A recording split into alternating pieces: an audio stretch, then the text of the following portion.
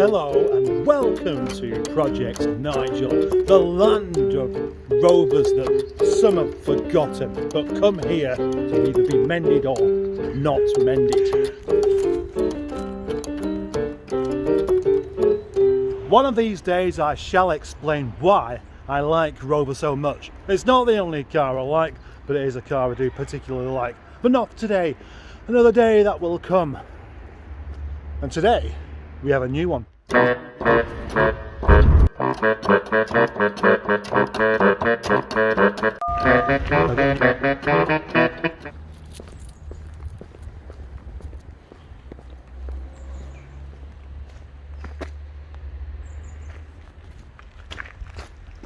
Look at that! It is a 420 GSI Touring. Rover sold an awful lot of R8s. R8s is in that shape of car. The one they sold the majority of course, were ones like this one just here, the hatchback variant. That was the first one in 1989. Then they come along with a saloon version and then a 3-door version of the hatchback. And then they did the coupe, and then they did the cabriolet, and then finally they did one of those. BMW soon bought Rover out, and Honda wouldn't let them use the dashboard, so the majority of these estates don't have the lovely dashboard. So, a rare car indeed. But before I go any further, maybe it's worthwhile me mentioning why I have this in my possession.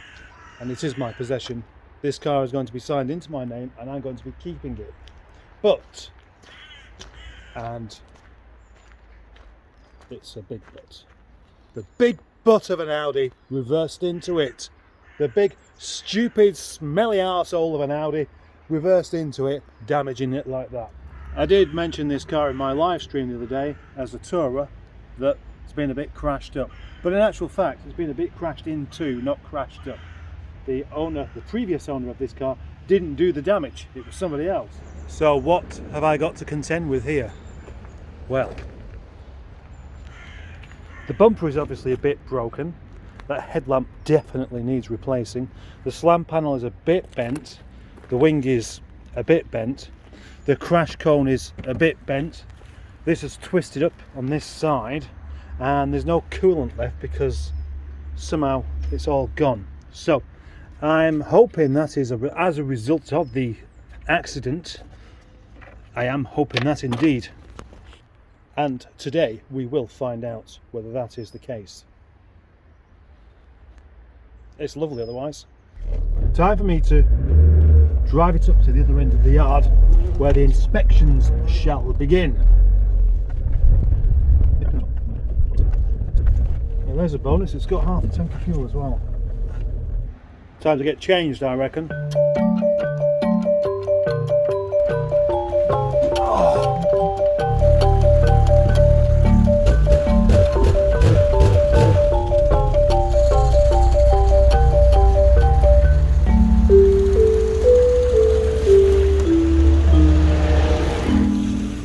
Looking for the coolant leak, and so far there's been nothing, so that's a bit curious. Is this estate car big enough for me to sleep in the back of? Because that's another important thing here. I don't think it's going to be. Still going to try though.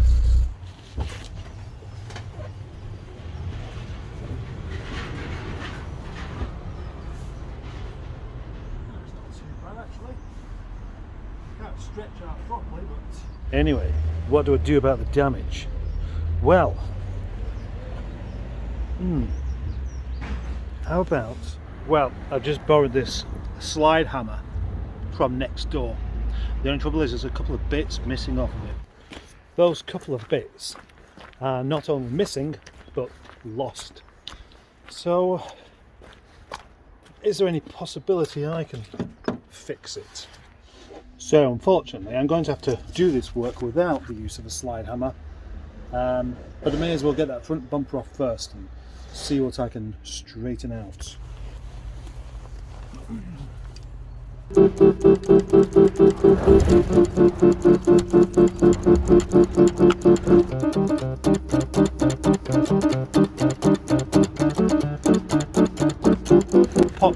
screws so far. It all came out without any trouble. Chaps from the garage have all been around here. They came around first thing I got here, and a couple of them wanted to come and have a look at the car because I told them about it yesterday. And then there was 4 of them in here then, all just flocking around it, all saying how much they'd happily drive a car like this.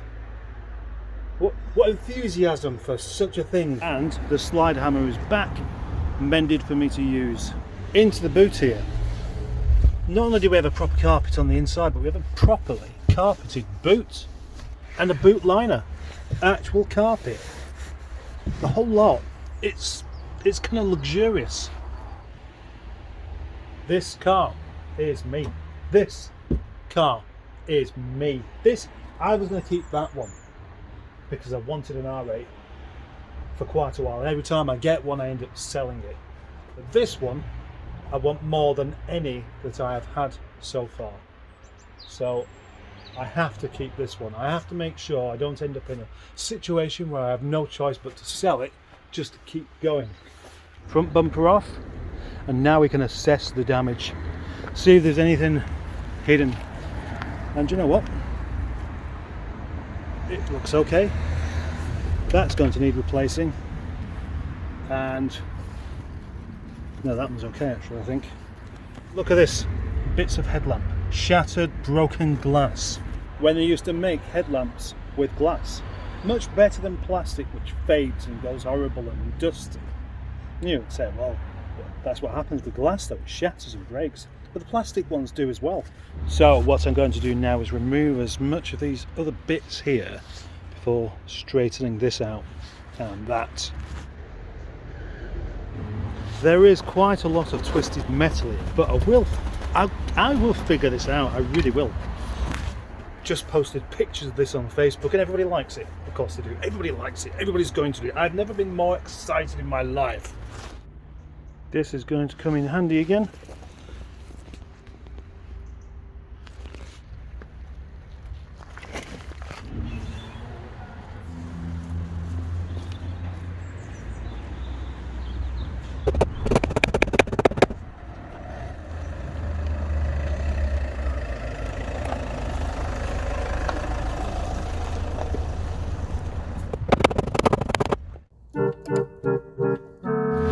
This and that is what I need next, I think. There's quite a lot more knocking to do on that yet. It's taken a lot more knocking than I first thought it was going to do, but it will eventually have to just give in and go back into shape. It's coming along. I did just nearly miss the block of wood then and whack myself in the grollies with a lump hammer. That would have been rather regrettable indeed. Back to Amy again. I'm trying to memorise this somewhat so I can keep pulling and knocking until I eventually get there. It does make me wonder actually whether it would be easier just to saw off that bit there and weld it onto the other car. And it certainly gets me thinking about how much more use that car still has and how I'm glad I haven't scrapped it, because all those bits, all the slam panel and all these other bits, they'll eventually get used by someone.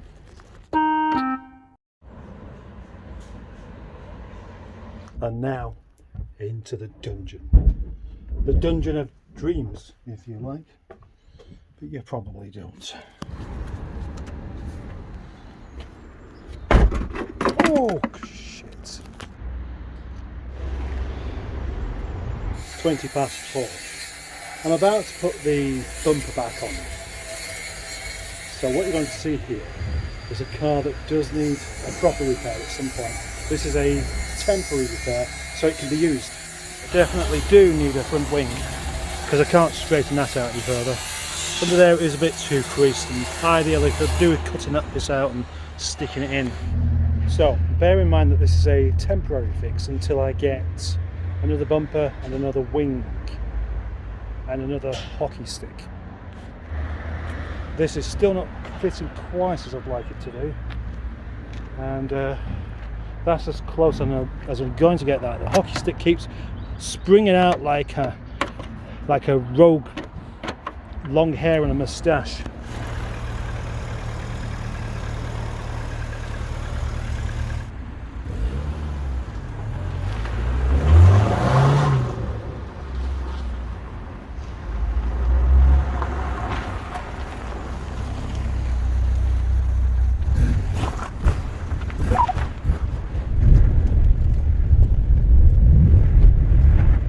before I can properly start using this car, I've got to make sure that it's right. The expansion tank had no coolant in it, but I've topped it up, can't see it leaking anywhere, and having had it run for 10 minutes or so, it's not disappeared. So basically just time for a little run out. But the only trouble is I really need to put it under a bit of pressure. Can't really do that on here. Oh, it's nice though. It pulls really smoothly. There's no knocks or anything. This is fantastic. Do we going somewhere without any speed humps?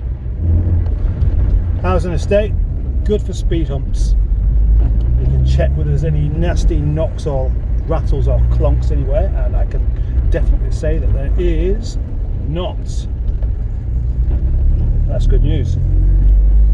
This is fantastic. What a lovely drive. These seats are superb. Really good. Proper good sportive seats that actually are comfortable and hold you in place at the same time. This really isn't the correct time for taking the car out for a little test drive at all. Most definitely not. That pulls really nicely up. This is great. For me, there is not a better car than this. I am so happy I've done this, made this temporary repair on it that looks pretty awful, but at least it can be used. It's got MLT. I can just drive it. I can just use it. It's fantastic. This is the best thing that's ever happened to me. Oh, best not say that, I don't.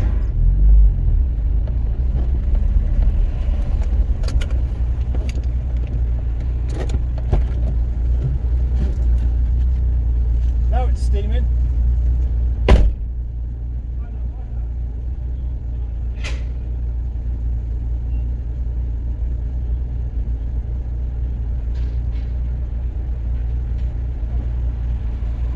So that was a short, very enjoyable drive, but with a unexpected end, and that was just as I pulled into the yard there. Lots and lots of steam billowing out. So the reason there's no coolant in there is because it's being lost somewhere where it's hot. So now I'm trying to get the engine properly up to temperature to see what happens. Well, another rather fantastic drive that's ended with steam coming off there, and it looks ever so slightly like it's coming off the back of the head. Bit of a cliffhanger that, isn't it? I don't know what's going to happen next. Tomorrow there will be some tests done on this car to find out what the problem actually is with that. Hopefully it won't be anything serious. But even if it is, and that coolant is, as I suspect, leaking off the back of the head, and the top's going to have to come off the engine, it will get done, of course, because that car is well and truly mine, and I'm going to have that working and in my lovely possession come what may. Now then, I was originally going to start this video off with this.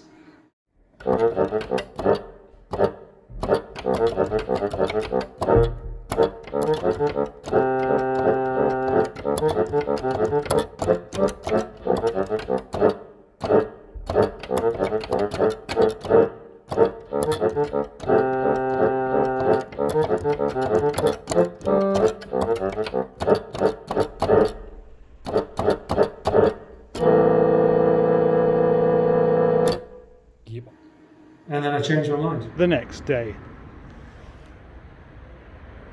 I've just borrowed this tool from the garage next door. It's a pressure tester. So I'll stick that on the expansion tank, pump it up, and it will get it up to the pressure that it would be under if it was running at full temperature. And then we'll see if any coolant starts leaking out anywhere. If it does, that's a problem. If it doesn't, then it isn't.